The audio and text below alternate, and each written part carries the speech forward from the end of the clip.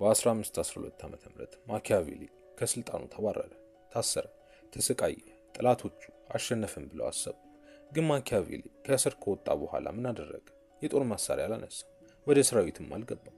ብዕር አነሳ። እናም ልዑሉ የተባለው መጽሐፍ ጻፈ። ይህ መጽሐፍ 500 ዓመታት ያለፉ ቢሆንም እስከ ዛሬ ድረስ የሚነበብ የሚጠቀስና የሚፈራ መጽሐፍ ነው። ታዲያ አሁን ጠላቶቹ የት ናቸው? ማንም አያውቃቸው። ስማቸው ጠፍቷል። ማኪያቬሊ ግን አለ። ምክንያቱም ይህንን ተረድቶ ነበር።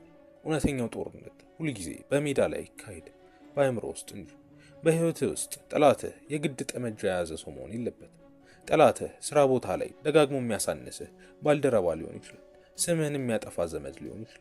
ሁልጊዜ ውድቀትህን የሚፈልግ በስኬትህ የሚቀና ሰው ሊሆን ይችላል። እነዚህ ጦርነቶች ደም አይፈስባቸው፣ ግን እውነተኛ ጦርነቶች ናቸው። እናም ውጤታቸው በህይወትህ ላይ ትልቅ ተጽዕኖን ያሳድራል። ዛሬ ማኪያቬሊ ራሱ የተጠቀመባቸውን ከምንም በላይ ግን በእውነተኛ ስነ ልቦና ጥናት የተረጋገጡ 7 ጨካኝ የአእምሮ ስልቶችን እንማራለን። ጠላቶችህን በአካል ሳይሆን በአእምሮ እንዴት ማሸነፍ እንደሚችል። ይህ ቪዲዮ ረጅም አይደለም፣ ነገር ግን ጥልቅ ነው እና ማንኛውም ተግዳሮት ገጥሞት ለሚያውቅ ሰው ትልቅ መሳሪያን ይሰጣል። እስከ መጨረሻው ድረስ ተከታተል፣ ምክንያቱም 7ኛው ስልት ከሁሉም የበለጠ ኃይለኛ ነው። ስለዚህ እንጀምር። ስልት 1፣ ደካማ መስለህ ኃይለኛ ሁን። The Art of Underestimation። በጥንቷ ቻይና ሰንሱ የተባለ ወታደራዊ ስትራቴጂስት ጦርነት የማታለል ጥበብ ነው ብሎ ጽፏል። ጠንካራ ስትሆን ደካማ መስለህ ተገለጽ። ማኪያቬሊ ተመሳሳይ የሆነ መርህን ተጠቅሟል። ልዑሉ ራሱን ከሚያስፈልገው በላይ ኃይለኛ አድርጎ ካሳየ ተቀናቃኞቹ ይዘጋጃሉ፣ ይተባበራሉ፣ ጥምረትን ይፈጥራሉ። ራሱን ካቃለለ ግን ተቀናቃኞቹ ዘና ይላሉ፣ ይዘናጋሉ። እናም ልዑሉ ባልተጠበቀ ጊዜ ይመታቸዋል። ታዲያ በዕለት ተዕለት ህይወት ውስጥ ይህ ምን ማለት ነው? ማንኛውንም ችሎታህን፣ ማንኛውንም እቅድህን፣ ማንኛውንም ጥንካሬህን ለሁሉም ማሳየት አያስፈልግም። ጠላትህ ምን ያህል ብቁ እንደሆንክ ሲያውቅ ይዘጋጅልሃል፣ ይጠነቀቅልሃል፣ ስልት ይቀይራል። ግን ካላወቀ ዝግጁ አይሆንም። እናም ያ ያልተዘጋጀበት ቅጽበት አንተ የምትፈልገው ቅጽበት ነው። ደካማ መስለህ መገለጥ ውሸት መናገር ማለት አይደለም። ይህ ማለት ካርታህን ሙሉ ለሙሉ አለማሳየት ማለት ነው። ጸጥ ያለ ውሃ ጥልቀት አለው የሚለውን አባባል አስታውስ። ስልት 2፣ ጠላትህን ተመልከት ግን አትንቀሳቀስ። ብዙ ሰዎች ጠላት ሲገጥማቸው ወዲያውኑ ምላሽ ለመስጠት ይቸኩላሉ። ግን ማኪያቬሊ ስለ ትዕግስት ብዙ ይጽፋል። አንድ ልዑል ብዙ ጊዜ ድል የሚያገኘው ጠላቱ ራሱ ስህተት እስኪሰራ ድረስ በመጠበቅ። ጠላት ያለው ሰው ብዙ ጊዜ ራሱን ያጋልጣል፣ ይናደዳል፣ ስህተት ይሰራል፣ ድክመቱን ያሳያል፣ ተባባሪዎቹንም ያጣል። ይህ ሁሉም የሆነው አንተ ምንም ሳታረግም ወደ ችኮላ ካልገባህ በቀር ጠላትህ ራሱን ለማጥፋት ጊዜውን ትሰጠዋለህ። ማኪያቬሊ ራሱ ስለ ፍራንቼስኮ ስፎርዛ ተሞክሮ ሲጽፍ ትልቁ ስኬቱ ትዕግስት እንደነበር ይናገራል። ተቀናቃኞቹ ራሳቸውን እርስ በርስ እስኪያዳክሙ ድረስ ጠበቀ።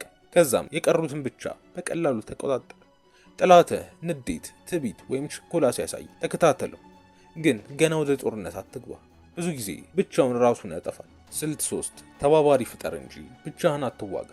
ማኪያቬሊ ስለ ጥምረት ወይም አሊያንስስ ስልት በጣም ብዙ ጽፏል። ብቻውን የቆመ ልዑል ምንም ያህል ጠንካራ ቢሆን በብዙ ጠላቶች ይረታል። ጥምረት ያለው ልዑል ግን ደካማ ቢመስል እንኳን ይቆያል። ጠላት ሲገጥምህ ብቻ ልትዋጋው አትሞክር። በዙሪያ ያሉትን ትክክለኛ ሰዎችን ለይ። ተመሳሳይ ቫልዩ ያላቸው፣ ተመሳሳይ ግብ ያላቸውን ሰዎች። ይህ ማለት ደግሞ ጠላትህን ለማጥፋት ሰዎችን ማነሳሳት ማለት አይደለም። ይህ የስም ማጥፋት ወይም ደባ ይሆናል። እናም በመጨረሻ ራስን ይጎዳል። ይህ ማለት ትክክለኛ ድጋፍ ያላቸው ሰዎችን በዙሪያህ ማድረግ ማለት ነው። ጠላትህ ብቻውን ሊያግልህ በማይችልበት መንገድ አድርገው። ስልት 4፣ መረጃን መቆጣጠር፣ የማወቅ ኃይል። ማኪያቬሊ ዲፕሎማት ሆኖ ባገለገለበት ጊዜ ትልቁ መሳሪያው መረጃ ነበር። ማን ከማን ጋር እንደተስማማ፣ ማን እንደሚፈራ፣ ማን የገንዘብ ችግር እንዳለበት፣ ይህ ሁሉ መረጃ ከጦር መሳሪያ የበለጠ ኃይል ነበር። በዘመናዊ ዓለም ይህ መርህ አሁንም እውነት ነው። ጠላትህ ስለ አንተ ከሚያውቀው በላይ አንተ ስለ እሱ ብታውቅ ኃይሉ ከአንተ ጋር ነው። ይህ ማለት ስለላ ማለት አይደለም። ይህ ማለት ትኩረት ሰጥተህ ተመልከት፣ አዳምጥ፣ ንድፎችን ለይ ማለት ነው። ጠላትህ ምን ያህል ጊዜ ተመሳሳይ ስህተትን ይሰራል?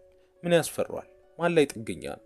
ይህንን መረጃ ስትይዝ የትኛውን ጦርነት መዋጋት እንዳለብህ፣ የትኛውን ደግሞ ችላ ማለት እንዳለብህ በትክክል ታውቃለህ ማለት ነው።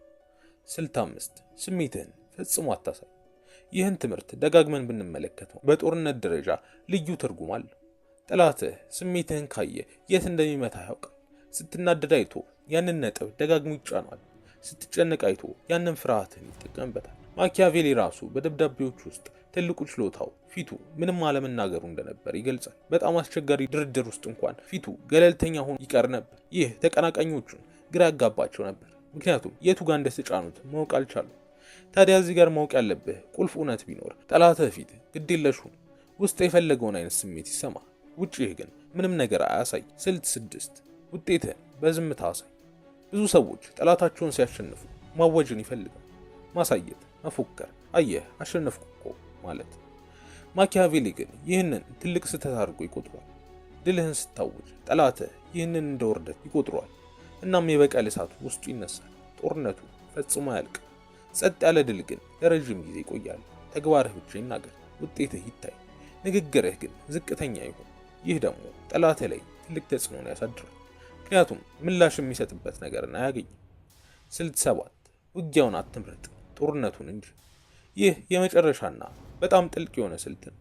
ብዙ ሰዎች እያንዳንዱን አስተያየት፣ እያንዳንዱን ንቀት፣ ለእያንዳንዱ ትናንሽ ጥቃት ምላሽ ይሰጣሉ። ይህ ግን ኃይላቸውን ያባክናል እና ትልቁን ጦርነት ያሳጣቸው። ማኪያቬሊ ስለ ስልት ስትራቴጂ ሲጽፍ ጥበበኛ መሪ ማንኛውም ጦርነት አይዋጋም። የትኛው ጦርነት ትርጉም እንዳለው፣ የትኛው ደግሞ ጊዜ ማባከን እንደሆነ ይለያል። ትናንሽ ውጊያዎችን ትተህ ትልቁን ግብ ብቻ ተመልከት። ይህ ማለት ደግሞ ሁሉንም ነገር ችላ በል ማለት አይደለም። ይህ ማለት ኃይልህን የት ማዋል እንዳለብህ በጥበብ ምረጥ ማለት ነው። ጠላትህ ትንሽ ነገር ውስጥ ሊሰብርህ ሲሞክር ወደ ትልቁ ግብህ ተመልከት እና ያንን ትንሽ ወጥመድ ተወው። ታዲያ ስናጠቃልል 7ቱን ስልቶች ደግመን እንይ። አንደኛ፣ ደካማ መስለህ ኃይለኛ። ሁለተኛ፣ ተረጋግተህ ተመልከት፣ አትቸኩል፣ ጠላትህ ራሱን ያጠፋል። ሶስተኛ፣ ትክክለኛ ጥምረትን ፍጠር። አራተኛ፣ መረጃን ተቆጣጠር። አምስተኛ፣ ስሜትህን ፈጽሞ አታሳይ። ስድስተኛ፣ ውጤትህ በዝምታ ይናገር። ሰባተኛ፣ ትልቁን ጦርነት ብቻ ምረጥ። እነዚህ ስልቶች ጨካኝ ናቸው፣ ግን ስለ ጥፋት አይደለም፣ ራስን ስለመጠበቅ ናቸው። ማንም ሰው ላይ ጉዳት ለማድረስ ወይም ደባ ለመስራት የምትጠቀምባቸው መሳሪያዎች አይደሉም። እነዚህ ስልቶች ማንነትህን ስለመጠበቅ፣ ኃይልህን ማባከን ስለማቆምና ሰዎች በቀላሉ ሊጠቀሙብህ የማይችሉት ደረጃ ላይ ስለመድረስ ነው። ማኪያቬሊ ራሱ ብዕር ብቻ ይዞ ከጠላቶቹ ሁሉ በላይ ኖረ። አንተም አካላዊ ጦርነት ሳይሆን አእምሮአዊ ብልሃትን ብትጠቀም ማንኛውም ጠላት ሊደርስብህ አይችልም። ይህን ቪዲዮ ጠቃሚ ሆኖ ካገኘኸው ላይክ አድርግ፣ ሰብስክራይብ አድርግ፣ እናም በኮሜንት ንገር። ከ7ቱ ስልቶች የትኛው ላንተ አዲስ ግንዛቤን ሰጠ? በሚቀጥለው ቪዲዮ እንገናኝ። ሰላም።